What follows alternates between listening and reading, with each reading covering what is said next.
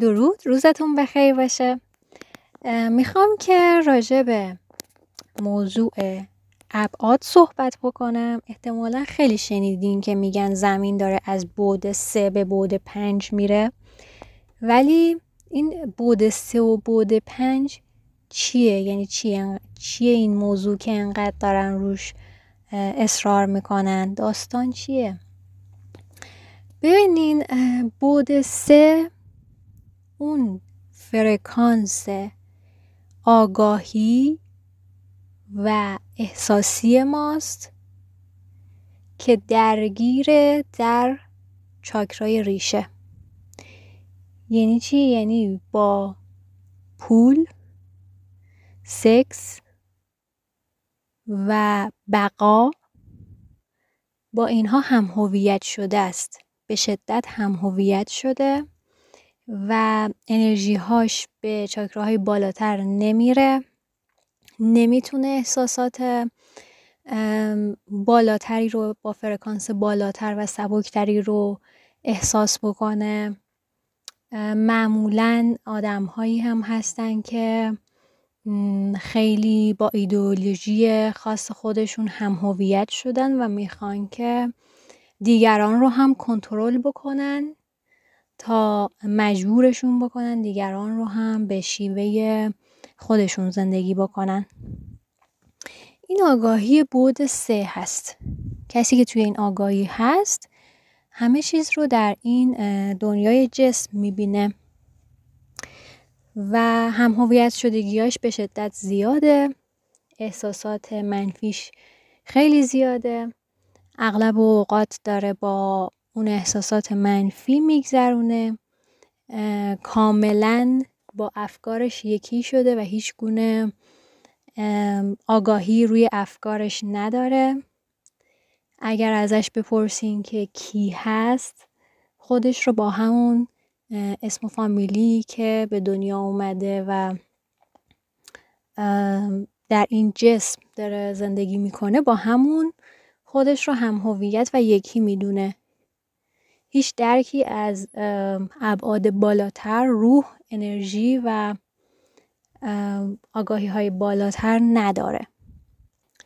خب طبیعتاً همه ما وقتی به دنیا آمدیم در یه همچین فضایی بزرگ شدیم. یعنی ما هم یه همچین باورهایی رو داشتیم. اما وقتی که فرکانس ما یه مقدار میاد بالاتر، سطح آگاهی میاد بالاتر، وارد بعد 4 میشیم، یه سری چیزا تغییر میکنه. معمولاً اون ورود اصلی به بعد 4 بعد از یک طوفان عظیم توی زندگی اتفاق میافته. و توی سطح آگاهی بعد 4 ما دیگه اطلاع داریم از اینکه انرژی هستیم و از آگاهی‌های بالاتر، آگاهی‌های مربوط به خودشناسی و ماورا اطلاع پیدا می‌کنیم. متوجه میشیم که اون چیزی که داره در اطراف ما اتفاق میفته و ما داریم میبینیمش یک واقعیت مجازیه و کم کم هم هویت شدگی هامون رو میتونیم شناسایی بکنیم. دونه دونه هم هویت شدگی ها به ما نشون داده میشه. خیلی وقتا با از دست دادن ما میتونیم بفهمیم که چه هم هویت شدگی داشتیم.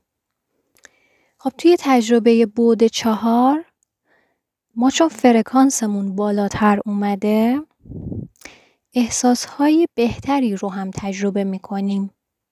البته نه اینکه دائما روی حالا احساسات فرکانس بالا مثل شادی و قدردانی و عشق و اینا باشیم، ولی میزان احساسهای بهتری که داریم به نسبت قبل که در بعد 3 بودیم خیلی بیشتر میشه. افراد وقتی که وارد بعد 4 میشن معمولاً یه سری تجربه های مشترکی دارن. مثلا اینکه دیدن اعداد روند براشون خیلی زیاد اتفاق میافته.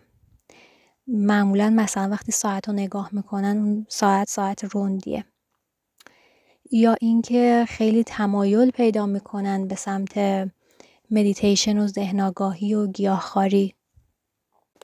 خب تو تجربه بعد 4 خیلی درگیری با ایگو زیاده.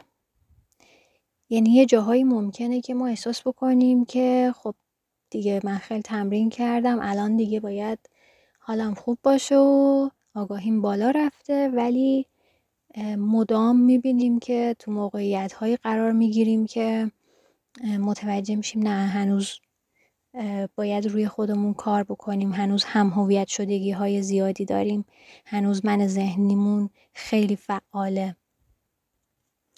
اما آگاهی بعد 5 به چه شکلی هستش؟ آگاهی بعد 5 جایی هست که ما انرژی زنانه و مردانمون رو دیگه تقریبا متعادلش کردیم.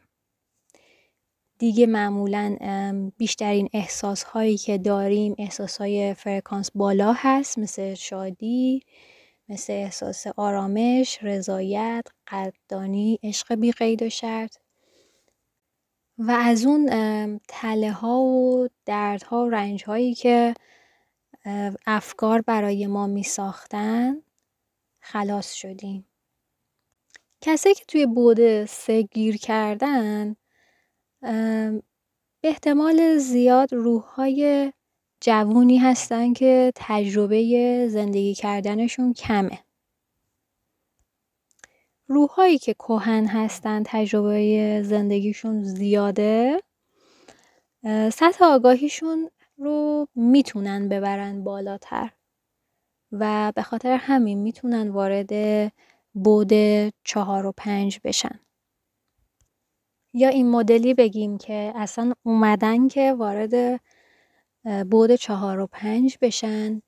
یه سری ها هم ممکنه که داوطلبانه اومده باشن برای اینکه کمک بکنن میانگین آگاهی جمعی بالاتر بره و بعد بتونه تغییر پیدا بکنه. پس این ابعاد در واقع فرکانس و آگاهی هستن.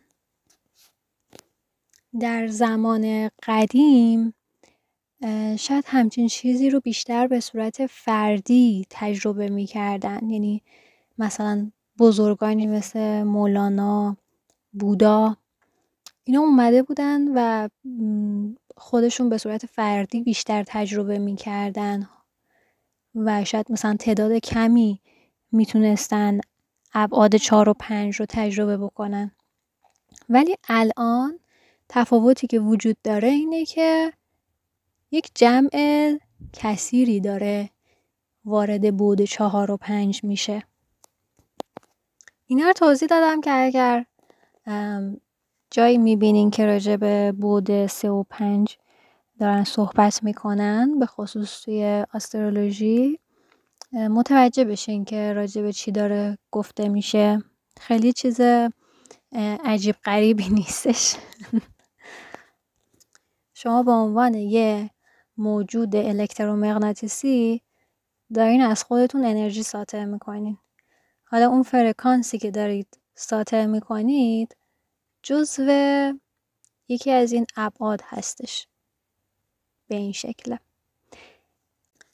من سعی کردم اون مقداری که آگاهی خودم بود بهتون بگم، ولی اگر که اطلاعات بیشتری دارین میتونین که توی کامنت ها بنویسین تا هم من و دیگران استفاده بکنیم از آگاهیتون.